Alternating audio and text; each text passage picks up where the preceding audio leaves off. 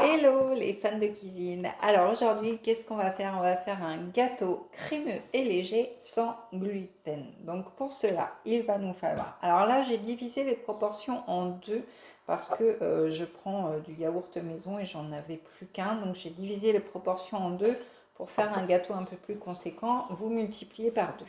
Donc pour cela, il va nous falloir 2 œufs. Il va nous falloir donc 55 grammes de sucre, parce que je suis en train de diviser par deux dans ma tête du coup.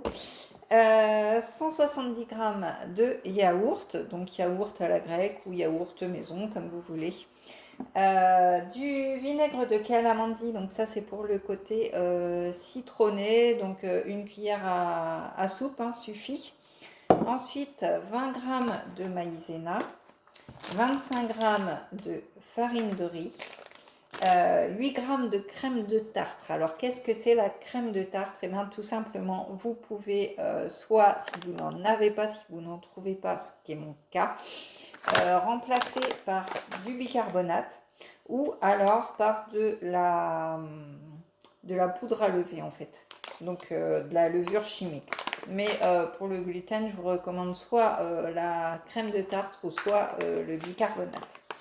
Et enfin, dernière touche, donc ma vanille en poudre de Madagascar, pardon, donc une pointe de couteau suffit. Donc ces deux petites choses-là, vous pouvez les retrouver sur ma boutique en ligne.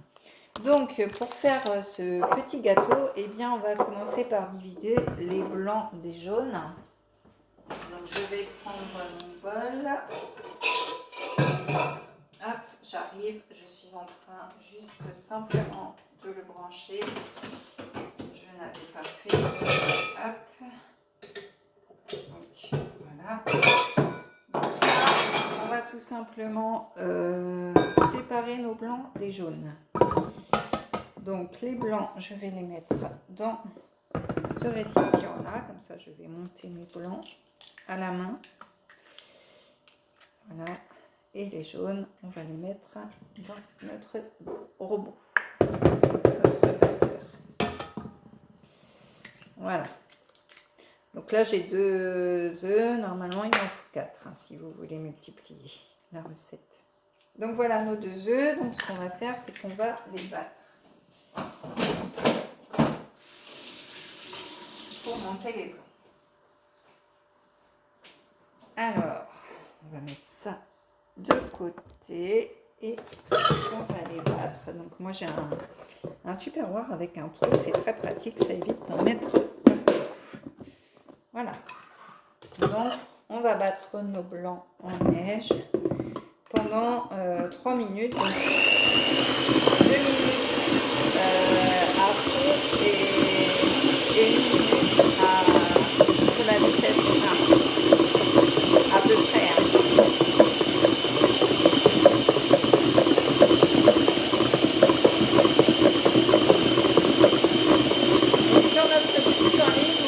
Retrouver plusieurs autres vinaigres à la pulpe de fruits. On en a pas mal. On en a à la framboise, au cassis, au citron, à la bergamote,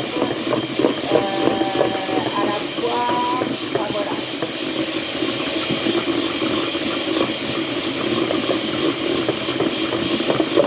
Voilà, c'est un petit peu long, il faut ce qu'il faut.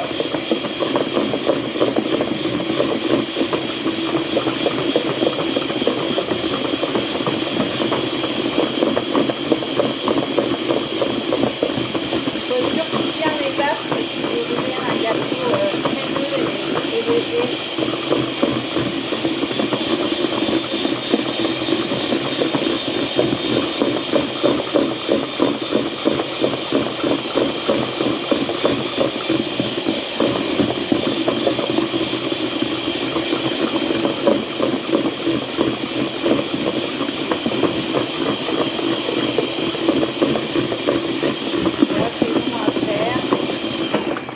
Là, bah oui, surtout quand ça se débranche, je suis un petit peu loin de ma prise, c'est pour ça. Hop. Je vais me rapprocher comme ça, voilà.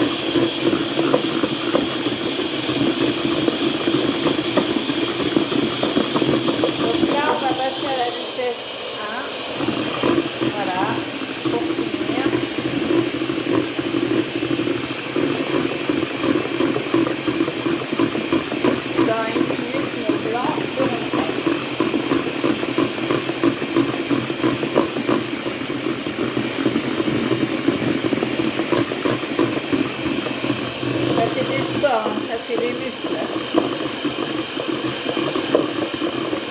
Alors là, j'ai choisi de mettre de la vanille de Madagascar. Vous pouvez très bien aussi mettre les fèves de tonka que vous retrouvez aussi sur notre boutique en ligne.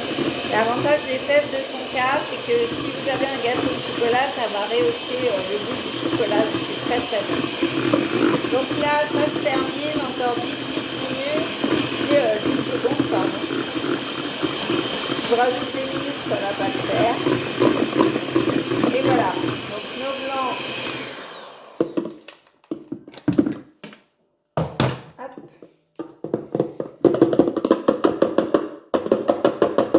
nos blancs sont prêts. Voilà. Je ne sais pas si vous allez voir. Voilà, ils sont bien montés, donc on va les mettre au frais pour l'instant. Donc voilà, on les met au frigo. Hop. Ensuite, donc on va reprendre nos jaunes et on va les monter avec le sucre. Donc on a dit 55 g de sucre et 110 si vous multipliez les doses. Donc 55 g ici.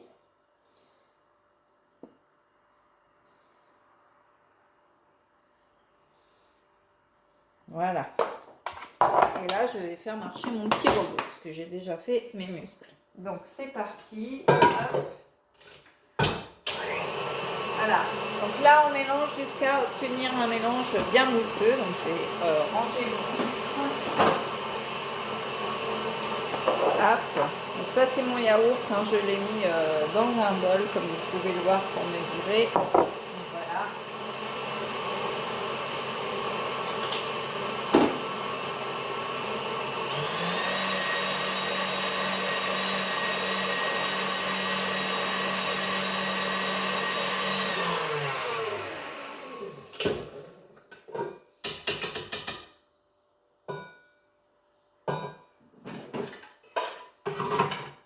Voilà, donc nos jaunes sont mélangés à notre sucre, il est mousseux. Donc on va ajouter notre yaourt, voilà.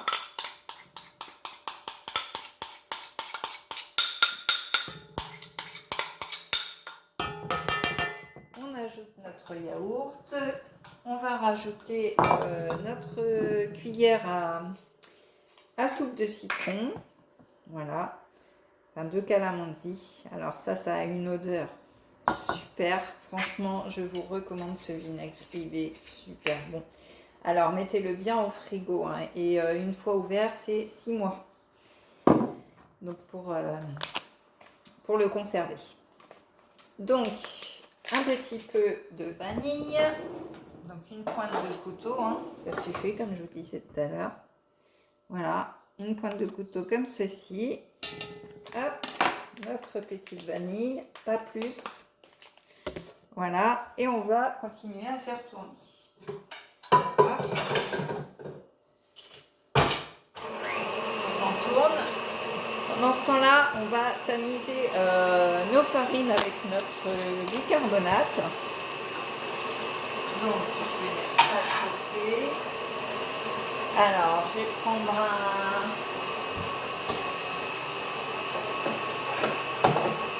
petit saladier, voilà, un petit tamis,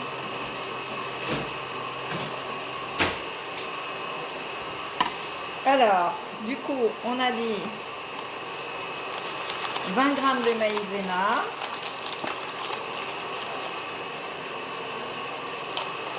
donc pareil, hein, 40 si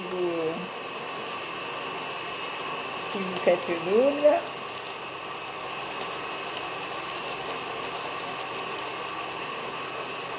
Voilà, 20 g de maïzena, 25 g de farine de riz.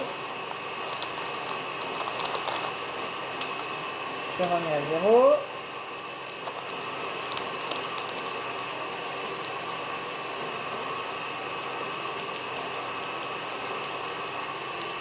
Voilà. La farine de riz, pareil, hein, vous le retrouvez en grande surface. Hein. Et puis, donc là, ça va être 4 g de bicarbonate. Donc ça, c'est pour donner le côté gonflé. Voilà. Et donc ça, on va le tamiser dans notre mélange. Donc, je vais vous faire venir par ici. Voilà, donc vous voyez le robot. Donc là, je vais le soulever et je vais tamiser mon mélange dessus. Hop.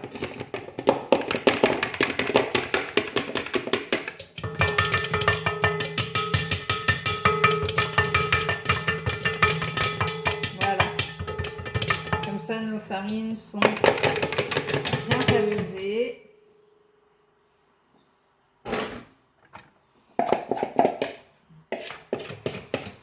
Voilà. Donc, on va continuer à mélanger tout ça.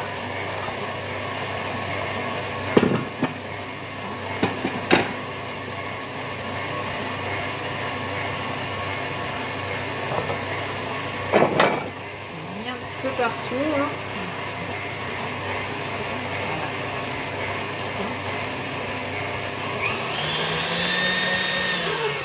Voilà, donc ça, je prends mon petit cornet.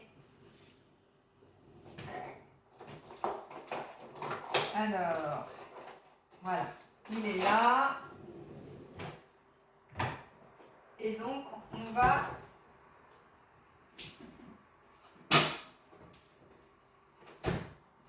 ajouter les blancs. Je vais vous reprendre ici, ça va être plus simple. Voilà, ça va être mieux. Donc ça, on n'en a plus besoin. Hop. Donc on va ajouter nos blancs dans cette préparation. Donc nos blancs qui ont bien été réfrigérés. Voilà. Tac, je fais un petit peu de place. Voilà que je tourne. Donc là, je continue à mélanger un petit peu parce qu'avec le robot, ça prend pas forcément tout le tour, ni tout le fond. Donc je termine toujours à la main. Donc voilà. Alors pour bien faire absorber les blancs en neige, déjà vous mettez une cuillère à soupe à peu près que vous mélangez bien. Voilà. Et ensuite le reste va être mis de façon aérienne, c'est-à-dire soulevé dans la pâte. Donc on rajoute le reste de blanc en neige. Donc comme vous le voyez, ils sont très bien réalisés. Hop. Voilà. Et là on va soulever tout simplement la pâte. Voilà.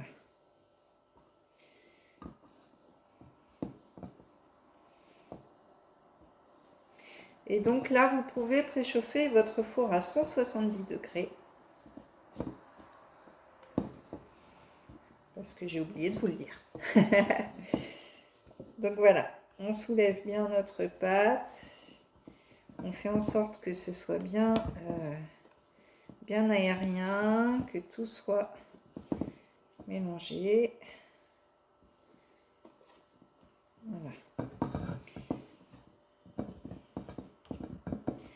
Alors sachez aussi que les gâteaux sans gluten sont très très bons pour toutes les femmes qui ont de l'endométriose. J'en suis atteinte personnellement depuis plus de 15 ans maintenant, même voire 17 ans. Et du coup, le sans gluten aide aussi à être mieux dans son corps en fait.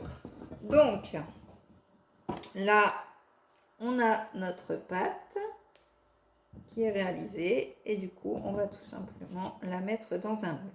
Alors, si vous faites cette recette x2, donc le double des ingrédients que j'ai mis ici, vous pouvez mettre ça dans un moule de 21 cm de diamètre. Et du coup, moi j'ai opté pour un moule comme ça parce que du coup, j'ai réduit les proportions. Voilà. Mais vous pouvez prendre un moule à manquer normal. Et voilà. Donc, on n'a plus qu'à bien racler.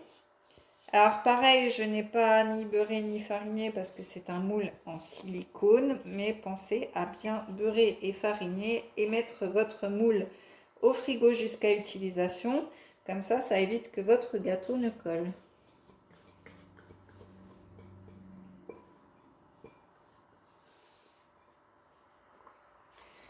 Et voilà, hop, et on va enfourner ce gâteau 30 à 35 minutes. Donc je vais le mettre sur la plaque ici. Voilà, pour éviter qu'il ne tombe. Et je vais l'enfourner 30 à 35 minutes. Donc c'est parti. Hop, je l'enfourne. Et voilà. Donc voilà pour cette belle recette, j'espère que ça vous plaira au goût. Après vous pouvez rajouter, comme je vous disais, à la place de la vanille, des fèves de tonka ou pourquoi pas des fruits aussi, hein. Essayez avec des fruits, il n'y a pas de souci. Donc voilà, régalez-vous. Si vous voulez voir plus de recettes, eh bien abonnez-vous à ma chaîne, activez la petite cloche. Vous pouvez liker et commenter et vous pouvez me suivre aussi sur Facebook et sur Instagram. Sur ce, je vous dis à la prochaine pour une prochaine vidéo. Bye bye!